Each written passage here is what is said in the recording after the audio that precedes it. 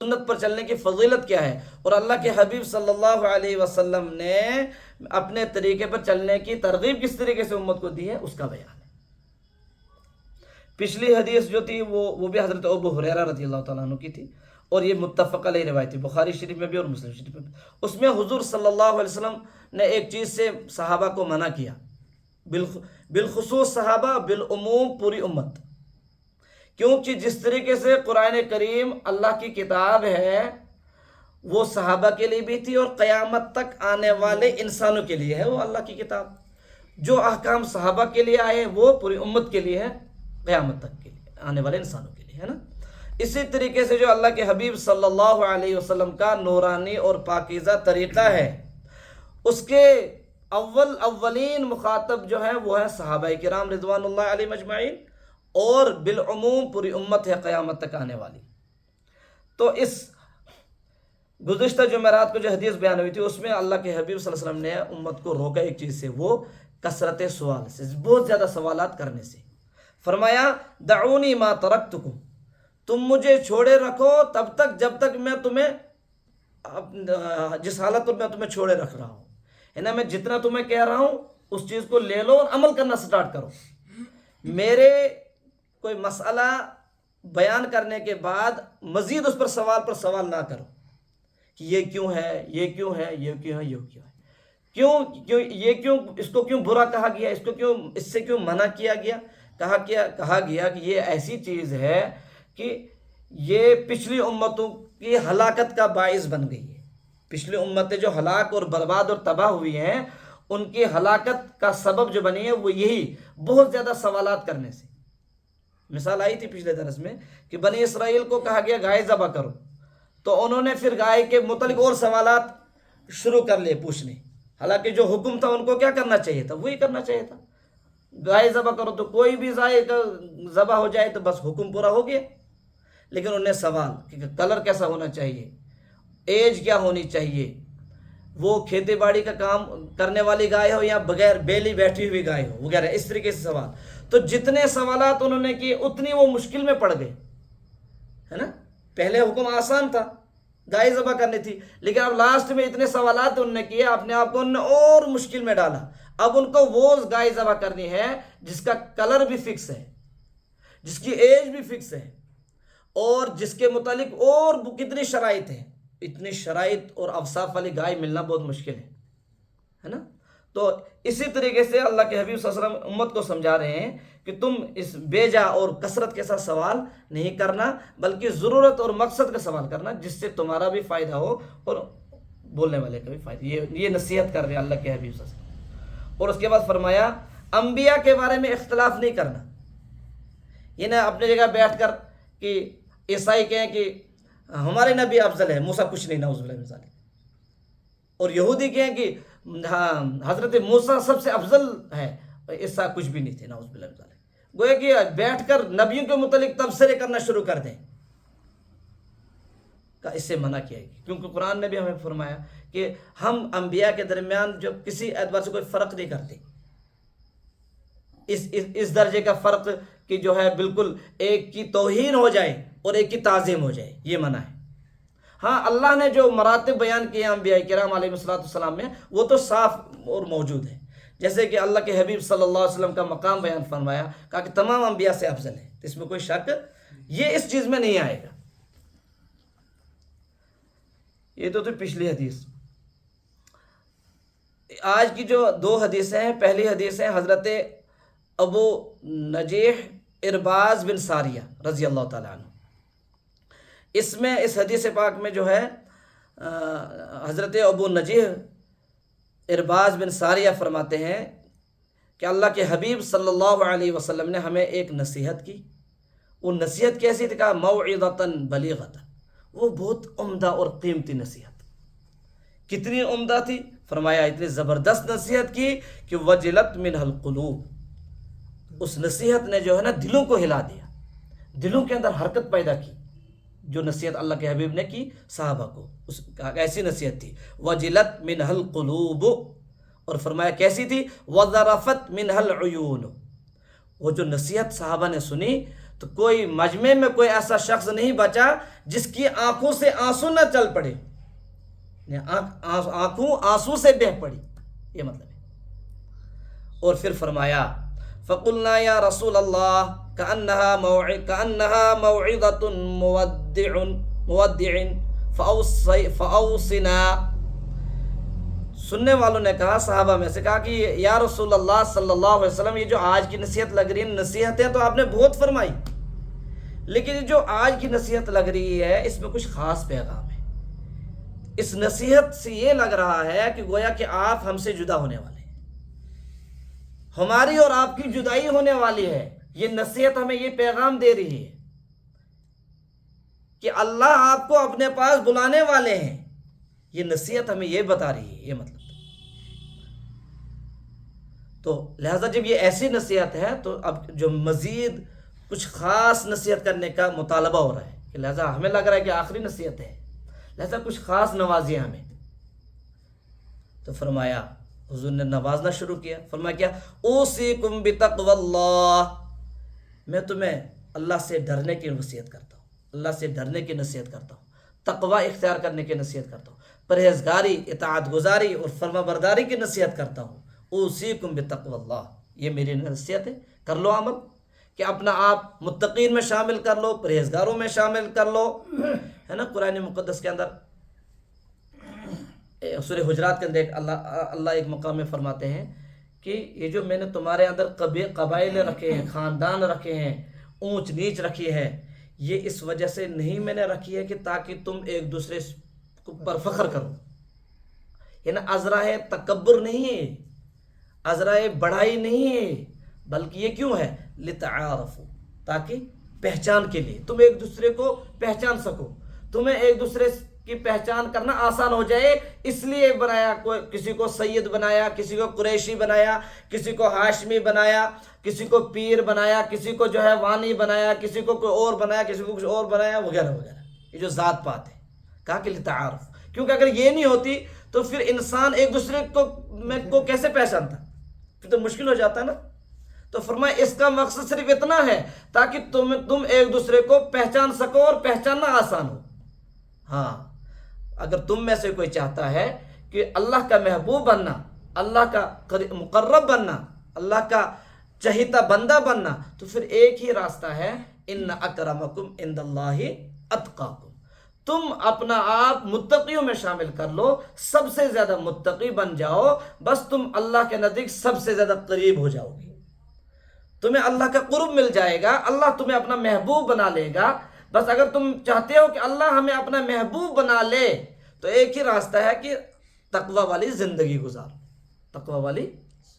تو تقوی والی زندگی کیسے گزرے گی؟ کہ سب سے پہلے اس کو فرائض کو پکڑنا ہے، جو چیزیں اس پر اللہ نے فرض کی ہیں ان کو کرنے کی کوشش کرنی ہے، اور سب سے پہلے اس کو جو ہے حرام چیزوں سے بچنا ہے، جو چیزیں اللہ نے اس پر حرام کر رکھی ہے ان سے بچنا ہے۔ تو فرائض کو کرنے والا بن جائے اور حرام چیزوں سے بچنے والا بن جائے، یہ جو ہے تقوی کی پہلی سیڑھی ہے۔ انسان تقوی کی پہلی سیڑھی پر چڑھے گا تو یہاں سے سٹارٹ ہوگا۔ اس کے بعد پھر وہ چیزیں جو سنن ہے، نوافل ہیں، ذکر و اذکار ہے، تسبیحات ہیں، تلاوت ہیں، درود السلام ہے، اس سے تو درجے بلند ہوتے ہیں، لیکن جو پہلی سیڑھی ملنے والی ہے نا تقوی کی، وہ یہ ہے کہ جو چیزیں اللہ نے فرض کی ہے ان کو کرنے والا بننا ہے، اور جو چیزیں اللہ نے حرام کی ہے ان کو چھوڑنے والا بننا ہے۔ تو اللہ جو ہے تقوی نصیب فرمائیں گے، اللہ ہم سب کو نصیب فرمائیں۔ تو پہلی نصیحت یہ کریں، اوصیکم بتقوی اللہ، اور دوسری نصیحت کریں والسمع والطاعۃ وان تأمر علیکم عبد،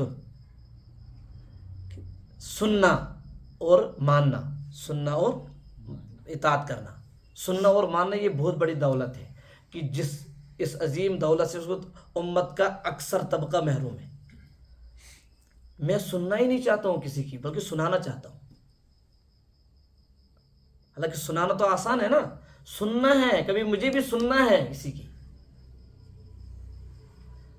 باپ اپنی اولاد کو کچھ سنانا چاہتا ہے، اولاد سننا ہی نہیں چاہتی۔ کا چپائی پائی آج کس دور چلان، آج کس زمان چلان، آج ماڈرن زمان، پرانہ کت ونان، پرانہ دلیل ونان، گویا کہ یہاں ہی سے سٹارٹ ہوگی نافرمانی، یہیں سے اتوانا کاش پہ نبوزو. تو اللہ کے حبیب صلی اللہ علیہ وسلم نے جو دوسری نصیحت کی ہے نا، کہا کہ بات کو سننے کا مادہ پیدا کرو اور اطاعت گزاری کا مادہ پیدا کرو. یہ دوسری نصیحت ہے. کتنا سننے والے بن جاؤ، اس حدیث میں مثال ہے. فرمایا وَإِن تَأَمَّرَ عَلَيْكُمْ عَبْدٌ، اگرچہ تمہارا امیر، تمہارا رہبر ایک حبشی غلام ہو. وَإِن تَأَمَّرَ عَلَيْكُمْ عَبْدٌ، تمہارا ہیڈ اگر مقرر کر لیا جائے، کیوں نہ حبشی غلام ہو، اس کی کوئی بظاہر معاشرے میں کوئی حیثیت نہ، ایک چھوٹا سا آدمی، اگر وہ تمہارا امیر بنا دیا جائے نا، تو بس ایک چیز کو لازم پکڑنا، سمع اور اطاعت، سننے کو، اطاعت کو، ماننے کو. یہ نہیں بولنا کہ اس کی کیا حیثیت، یہ کون ہے، میں تو فلانا ہوں، میرا خاندان فلانا ہے، میرا عہدہ یہ ہے، یہ کون ہے. کہا کہ یہاں جب یہ چیز آ جائے گی نا، یہ کون ہے، بس امت میں بگاڑ شروع ہو جائے گی، امت میں تباہی شروع ہو جائے گی. وَإِنَّهُ مَن يَعِيشُ مِنْكُمْ فَسَيَرَىٰ اخْتِلَافًا كَثِيرًا. تیسری نصیحت بھی ہے اور پیشن گوئی بھی ہے. فرمایا کہ تم میں سے جو زندہ رہے گا میرے بعد، فَسَيَرَىٰ اخْتِلَافًا كَثِيرًا، وہ بہت زیادہ اختلاف دیکھے گا، وارثت اختلاف، لڑائی جھگڑ، فتنہ فساد. بس اس کے علاوہ اس کو کچھ نظر ہی نہیں. اتنا ماحول ہوگا فتنوں کا، فساد کا، بگاڑ کا، جیسے کہ آج ہے، بلکہ آج تو زیادہ ہی ہو گیا ہے. مطلب کہ تعصب پرستی اتنی آ گئی ہے نا کہ میں اگر کسی خاص نظریے سے تعلق رکھتا ہوں، مجھے دوسرا نظریہ والا برداشت نہیں ہو رہا ہے. میں اس کے پیچھے نماز پڑھنے کے لیے تیار نہیں ہوتا ہوں، میں اس کی غیبت کرتا ہوں، میں اس کا حسد اور بغض دل میں رکھے ہوا ہوں. کیوں؟ اے بچ سے حنفی چھ شافی چھ مالکی، ادا سریش مسلمان. یہ سیکنڈ نمبر کی چیز ہے. پہلا تو کلمہ ہے نا، اللہ کو سب مانتے ہیں، اللہ کے قرآن کو سب مانتے ہیں، ہمارا نبی ایک ہے، ہمارا قبلہ ایک ہے، ہماری کتاب ایک ہے. ہاں، تو پھر اختلاف، اتنا زیادہ اختلاف، ٹھیک ہے نظریاتی اختلاف ہوتے ہیں، لیکن اتنا اس کو جو ہے بڑھاوا دینا کہ پھر ایک دوسرے سے باتیں بھی چھوڑ دینا، تعلقات ختم کر دینا، یہ تو پھر حد سے زیادہ ہو گیا. تو ایسے موقع پر اللہ کے حبیب فرما رہے ہیں کہ تمہیں کیا کرنا ہے کہ میرے بعد تم بہت زیادہ اختلاف دیکھو گے.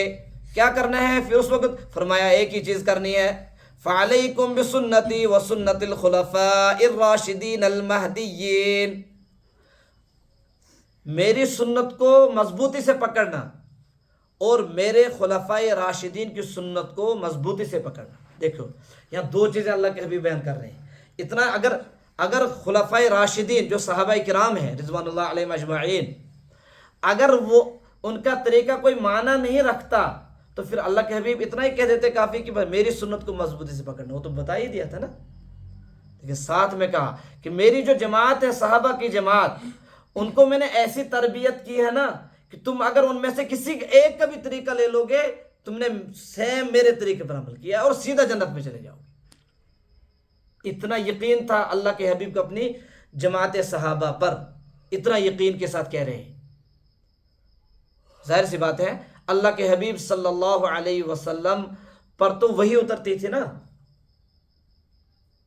جو اس کے بعد اختلافات ہوئے صحابہ کرام میں رضوان اللہ علیہ مجمعین میں، اللہ کے حبیب صلی اللہ علیہ وسلم کو تو اللہ نے جو ہے وہ پیشن گوئی کے ذریعے سے بتا، وہی کے ذریعے سے بتا بھی دیا تھا نا.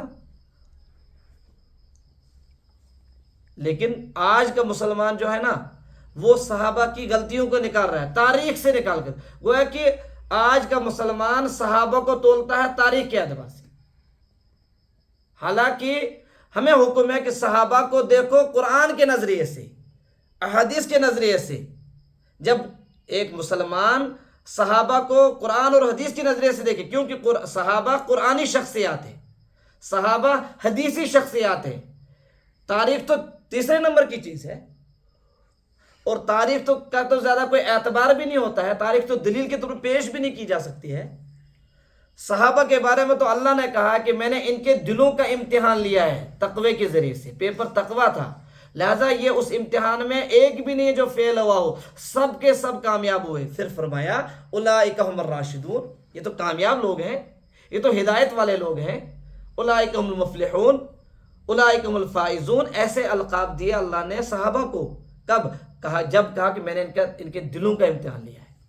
بہرحال تو اس حدیث میں بھی اللہ کے حبیب صلی اللہ علیہ وسلم فرما رہے ہیں کہ جب تم بہت زیادہ اختلاف دیکھو گے پریشان نہیں ہونا، بلکہ میرے طریقے کو اور میرے خلفائے راشدین کے طریقے کو مضبوطی سے پکڑنا۔ کتنا مضبوطی کے ساتھ؟ اس حدیث کے اندر ہے عضوا علیہا بالنواجذ، جس طریقے سے انسان دانتوں کے ذریعے سے کوئی چیز پکڑتا ہے وہ سب سے زیادہ مضبوطی ہوتی ہے اس وقت، دانتوں کے ذریعے سے پکڑنا کسی چیز کو۔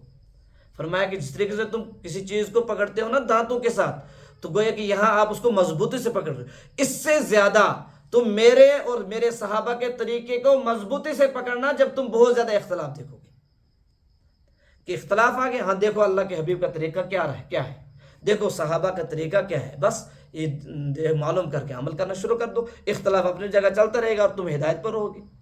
اس کے بعد فرمایا وَإِيَّاكُمْ وَمُحْدَثَاتِ الْأُمُورِ، وَإِيَّاكُمْ وَمُحْدَثَاتِ الْأُمُورِ، کہ تم بچنا نئی نئی چیزوں کے پیدا کرنے سے، دین میں نئی چیزیں پیدا کرنے سے بچنا۔ فَإِنَّ كُلَّ بِدْعَةٍ ضَلَالَةٍ، اس لیے کہ ہر بدعت، ہر وہ چیز جو دین کے اندر نئی پیدا کی جائے جو دین کا حصہ نہ ہو، فرمایا وہ گمراہی ہے۔ وہ کیا ہے؟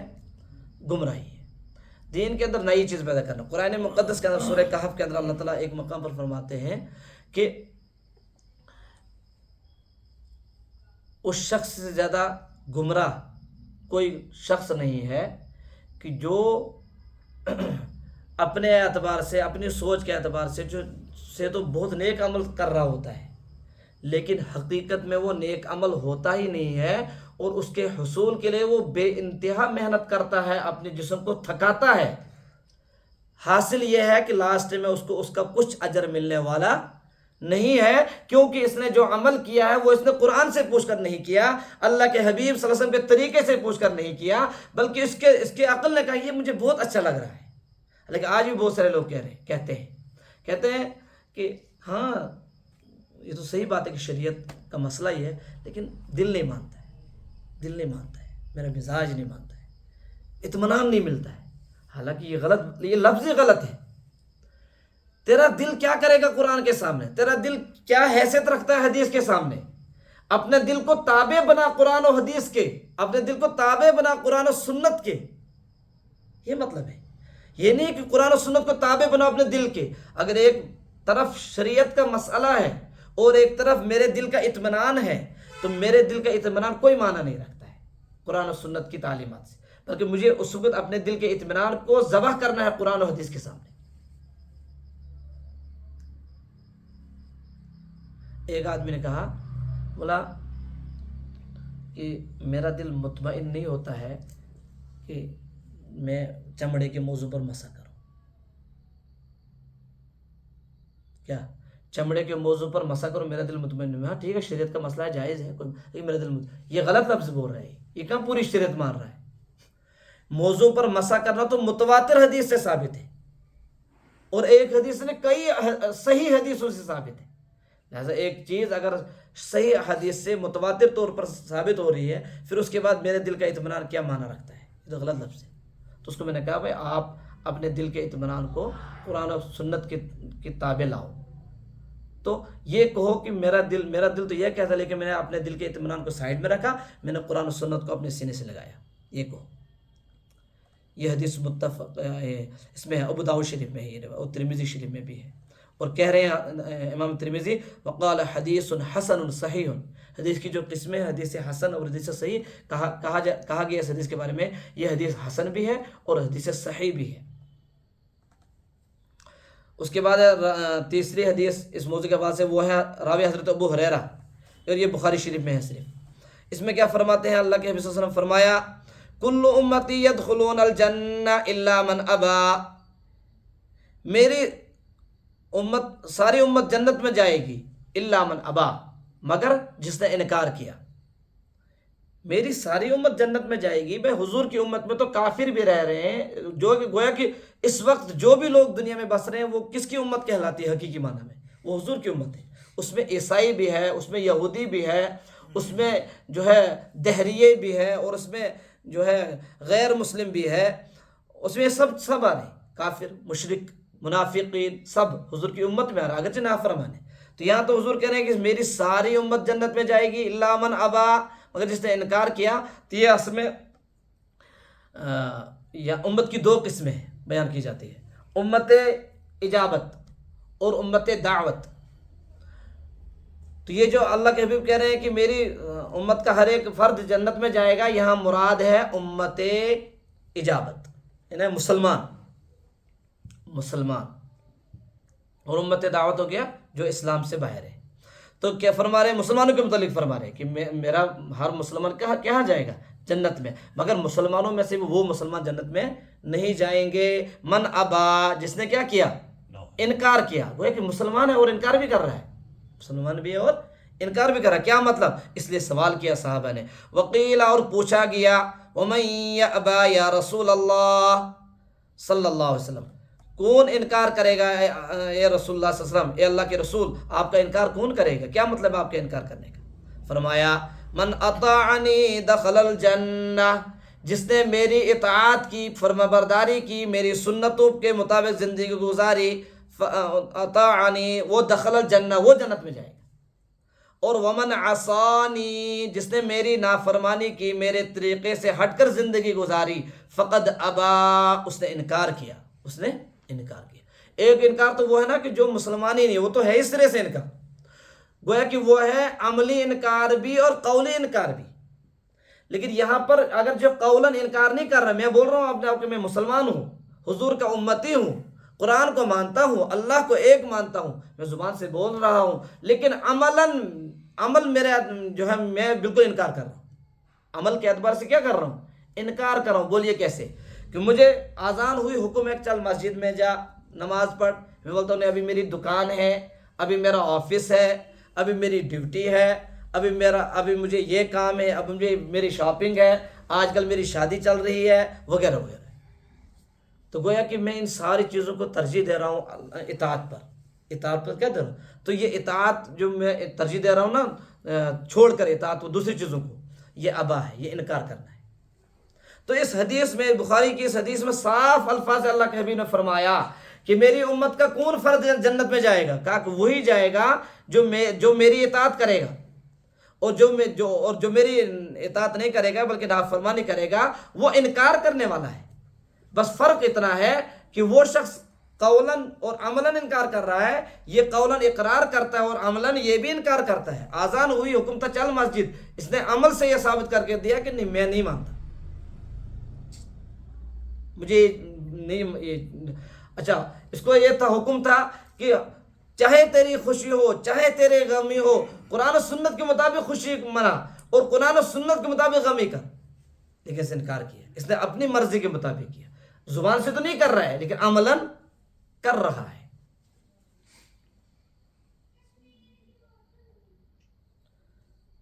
تو گویا کہ یہ ہے اصل میں جو ہے یہ حدیث اصل میں امت اجابت کے متعلق ہے، اور امت اجابت میں جو اطاعت کرے گا، حضور نے صاحب بتا دے وہ جنت میں جائے گا، اور جو امت اجابت سے جو ہے عملاً انکار کرے گا، اگرچہ قولاً وہ اقرار کرتا ہو، فرمایا اس نے حقیقت میں میرا انکار ہی کر لیا ہے۔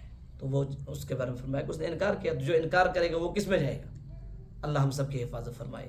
سبحان اللہ و بحمدہ، سبحانک اللہم و بحمدک، ونشہد ان لا الہ الا اللہ ونستغفرک ونتوب الیک۔ سبحان ربک رب العزت عما یصفون، سلام علی المرسلین، والحمد للہ رب العالمین۔